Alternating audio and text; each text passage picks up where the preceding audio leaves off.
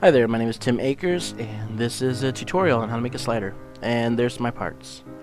Alright, we'll start with the hammer, right there, and the wood grain. Anyway, hammer, got a cordless drill, and a screwdriver, you know, pliers. There's an overall package, basically, of what I did.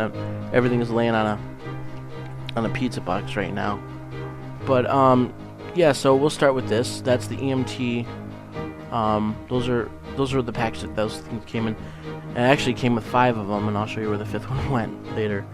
But this right here is a connector that will actually connect the EMT rod to your conduit box. And those 2 rods down there are 1/2-inch steel EMT electrical rods. And they're really actually pretty cheap. This is a flange that was like $6.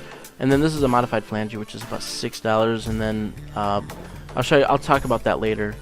These are $9 for these sliding closet door wheels for the slider, which don't actually work. We never used them. We tried, but we never did. Couldn't get them to work. As you can see, we're gonna go ahead and attach the connectors to the rod right now. And the problem is, though, with this, that I've noticed with these connectors, is that if you aren't careful, that screwdriver will go through your hand. So yeah, so I had to move that to the table. Yep, as you can see. And I've already got the other 3 attached, all of them. See, I just saved that last one so you guys can see it. Okay, and then we're gonna go ahead and put the conduit box on. Notice there's 4. Now, before, like I said, there's 5 connectors that came in a package at Home Depot. Not sure why there's 5. I don't know why they didn't do like even packs of like 4, but I guess they knew what I was gonna use it for. You know, those buggers. Just kidding. So yeah, this is cool. So this whole project is actually inspired by Dave Knoptop, and Film Riot, Ryan Conley, and the Frugal Filmmaker, which is really funny. Don't mess his name up. It's Scott. Alright, so people get his name confused, I guess. And I hope I didn't get it confused. let me Google it.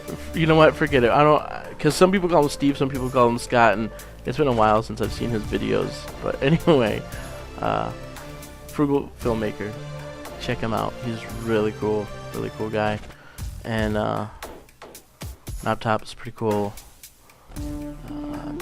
Dave Dugdale. I'm gonna just do a bunch of name dropping while we're watching this attachment. Now notice I attached these.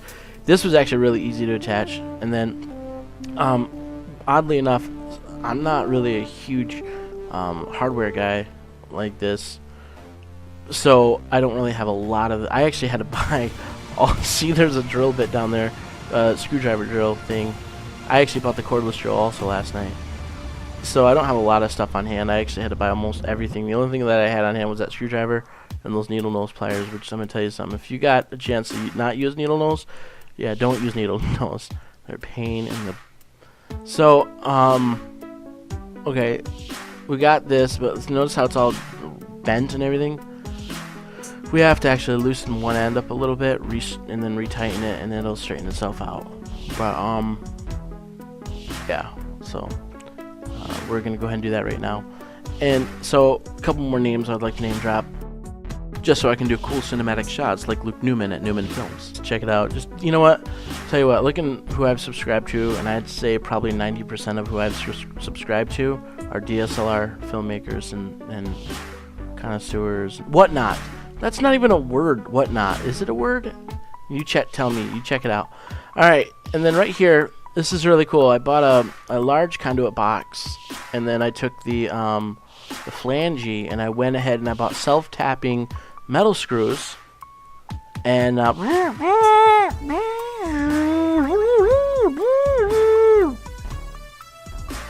that took a little bit to get going, but then once it went, it like took right off on me. So yeah, I bought the self-tapping metal screws, and that's how I attached the flange to the electrical box. Yep, there you go. And then just go ahead and do the other side real quick. This is my first tutorial video, so forgive me for, I mean, please, you know, please just bear with it, honestly. In fact, you can just skip through if you really wanted to, obviously. I mean, whatever. Prices. Let's talk about prices real quick. The whole thing cost me, honestly, around $17 minus. This is not including, though, everything I had to buy, like, extra to make the project, which is $30 for the drill and, like, $3 for the drill bit, which is just a Phillips and flathead combination bit, $6 for the hammer. I don't know, other stuff too, we'll check out later.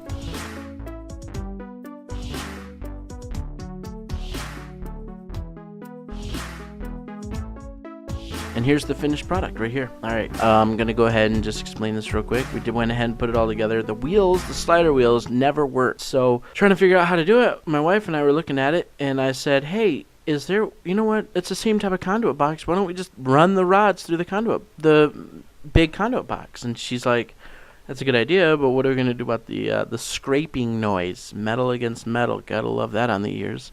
So, we found an old hat that we got from, like, you know, like a toy that you'd print, like an old doll that you get from like the Dollar Tree or like a cheap Walmart doll, and it had a hat on it, and the hat actually had a funny little rim on it, which had like a tubular